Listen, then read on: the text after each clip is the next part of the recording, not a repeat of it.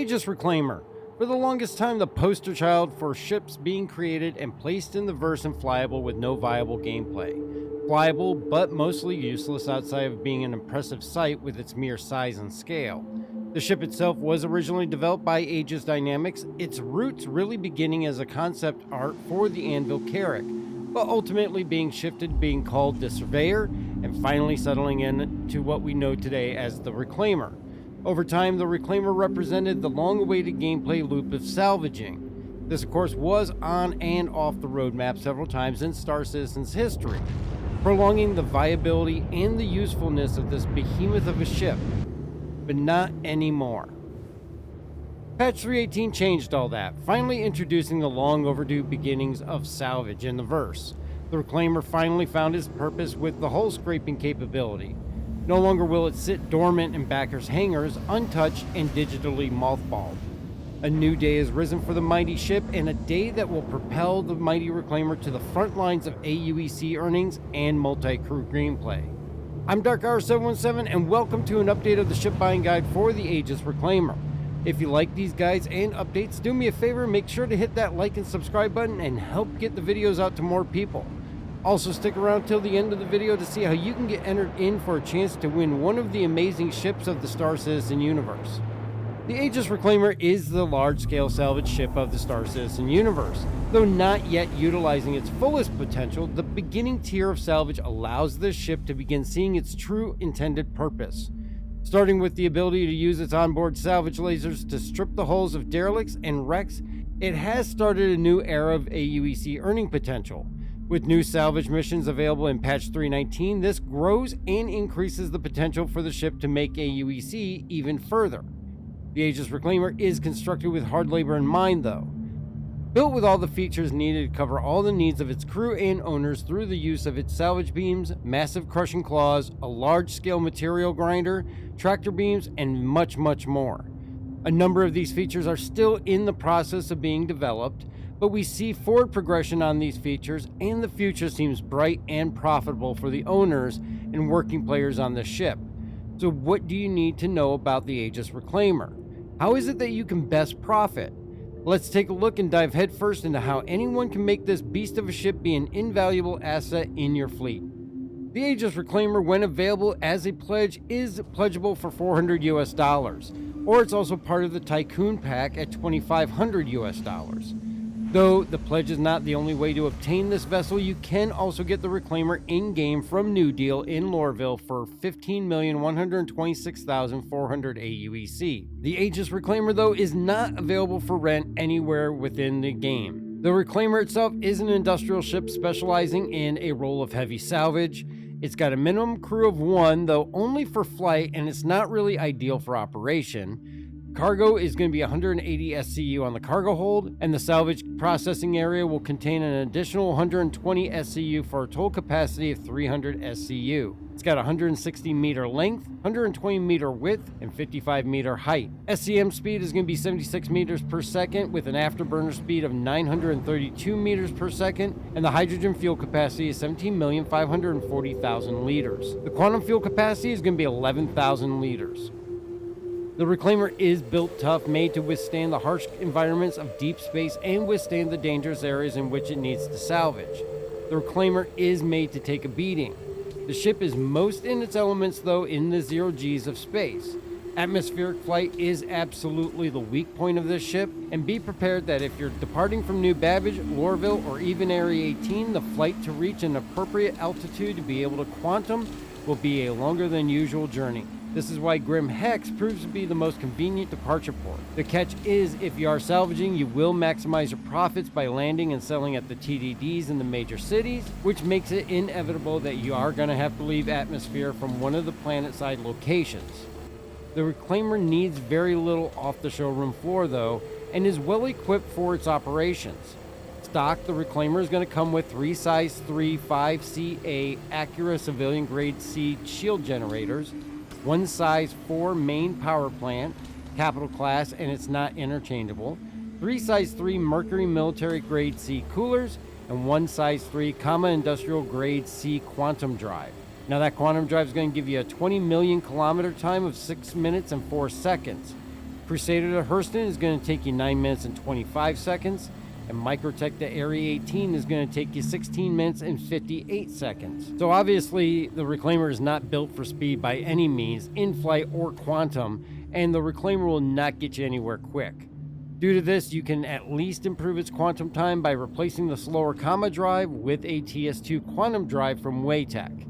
This is actually faster than the Pontus, as well as an average of 24,000 AUEC cheaper than the Pontus drive itself, and the cost of the TS2 is 93,700 AUEC, and it's available at Cousin Crows on Orison and Platinum Bay on CRUL5. With the TS2, your times are actually going to drastically be reduced to a 20 million kilometer time of 2 minutes and 29 seconds, Crusader to Hurston at 3 minutes and 27 seconds, and Microtech to Area 18 in 5 minutes and 36 seconds, which drastically reduces that longest time by more than 11 minutes. Other component upgrades are not really necessary because upgrading your shields to a grade A will add only 15% overall shield HP, and that's going to be after spending a minimum of 410,000 AUEC, and upgrading the coolers to the max level will be at a cost of over 850,000 AUEC, so overall the cost versus the benefits does not really equal out.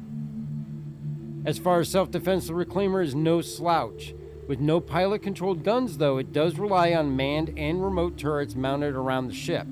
It comes stock with one dual-size 5 CF557 Galdarine laser repeaters, and that's going to be on a manned turret, as well as 6 dual-size 3 CF337 Panther repeaters, and that's going to be all mounted on remote turrets surrounding the ship. The remote turrets are operated from 2 of the 4 workstations on the control panel after the bridge and the salvage turrets. Though no missiles are present on board, the Reclaimer does have a combination of noise and decoys for missile deterrence. Though not a warship in any way, the silhouette of the Reclaimer blacking out the sky is more than intimidating. Its sheer size alone demands a modicum of respect when you're approaching this ship. The Reclaimer is truly in its element when it's in operational mode, and to maximize the earning efficiency, it is recommended to utilize a crew of no less than 4 when salvaging. This allows for 1 operator on each salvage beam and 2 in the salvage processing hold, collecting and stacking the containers on the cargo grid, and eventually moving more to the cargo hold to make use of all 300 SCU of space on board. The 2 hull scraping arms are equipped with baler salvage heads, using the abrade module or trawler module to peel and dissolve the skin off its target. The abrade provides the highest efficiency and allows the fastest collecting of material, and when scraping, the processing floor receives the material and stores it in a 1 SCU container that when full is ejected from the chute. With 2 chutes, 1 dedicated to each laser, the material comes into the Reclaimer's processing area quickly.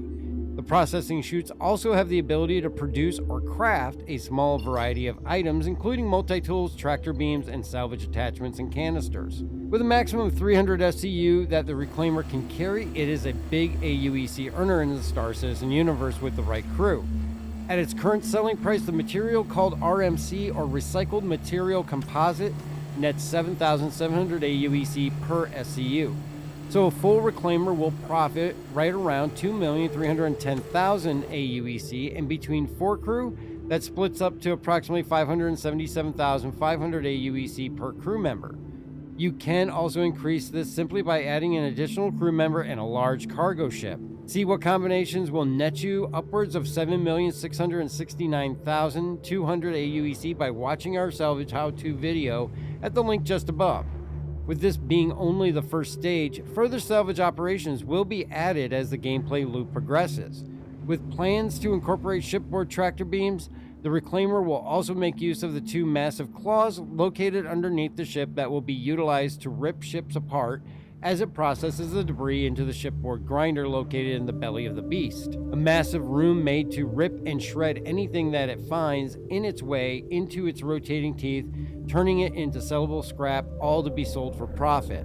Add that to the ability to salvage any guns that you pull off of any vehicles and sell them at kiosks throughout the verse, and the profits will only continue to grow higher and higher.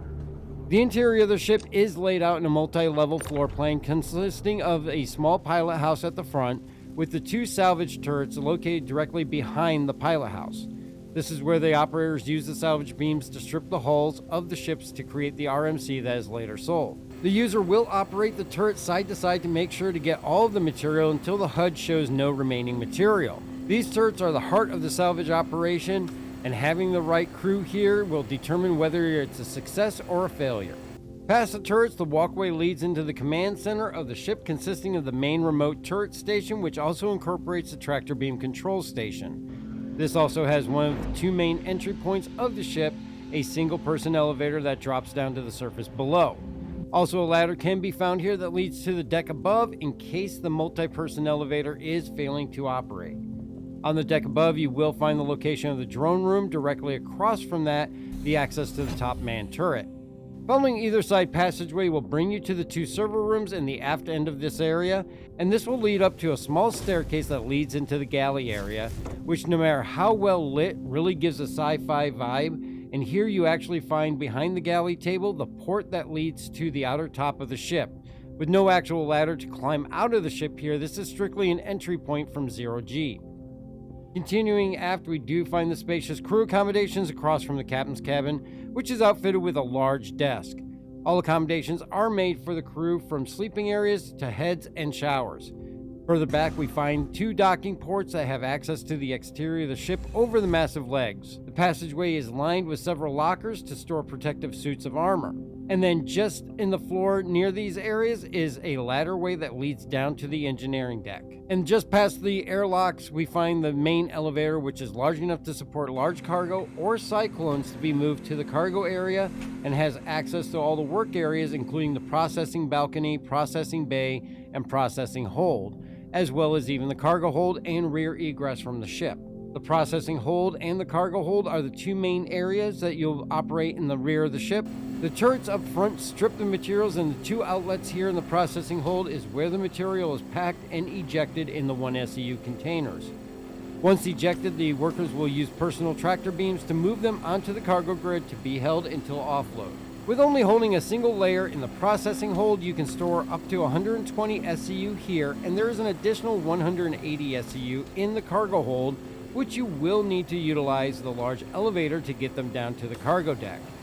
Be aware there is no grid on the elevator, so do not overload it, as the 1SEU containers can easily shift around and desync out of the ship. We also find that they can cause injury and it will kill. We do find that working with 7 to 8 containers at a time works well when moving to the lower area. The Aegis Reclaimer, same as many ships in Star System, reminds us of the old school sci-fi ships that we all grew up with. The interior and exterior aesthetics of the ship bring up memories of the Nostromo, where many of us saw Dallas and Ripley as they encountered the Xenomorph. The ship is amazingly well designed, and now with a much larger role in Star Citizen, it has come around to really make its mark. With several derelict missions, crashed derelicts, and now the beginning of its salvage capabilities, the Aegis Reclaimer has numerous more reasons for people to love it. And those that own one now finally have a means to make the ship work for them and earn AUEC through its operations, as they always hoped it would. With it also being available for in-game purchase, the opportunities for the ship to be available to everyone is already there. And that's about it for the update to the Aegis Reclaimer ship guide, and I hope that you found it useful. Let me know what your thoughts are on this ship. Leave me a comment. Let me know if this is something that you will be grinding to get in-game, or if you already have one through Pledge, and what is it that you're most looking forward to in the advancement of salvaging. Remember, you can always catch the streams every Tuesday, Thursday, and Sunday on Twitch at 7 p.m. Eastern Time. And if you'd like to help support the channel, check out the merch store, Patreon, or even just hit the join button above to get a membership. It is greatly appreciated, and all of it goes right back into providing for the giveaways. And in regards to the giveaway, make sure to get your entries in for the chance to win an Origin 100i starter pack.